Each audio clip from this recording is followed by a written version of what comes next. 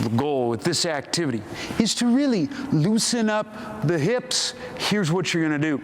You're gonna lie on your side, kind of almost like side stomach, like this.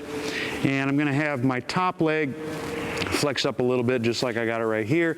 Bottom leg's gonna be straight. My arm is gonna create a pillow for my head. My other arm's gonna be just resting right on my rib cage.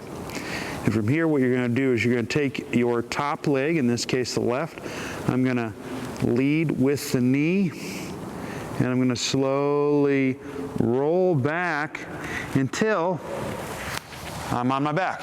So I'm kind of leading with the knee, opening up the hip until I get on my back. And you're gonna be very lazy, low key. You're gonna nasal breathe through this. Is very low tension, low effort. You might feel your glute working a little bit. That's totally okay. It's gonna look like this. There, bring it back.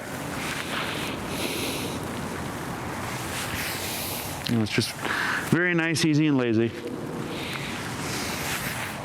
And that's how it's done. Give it a shot.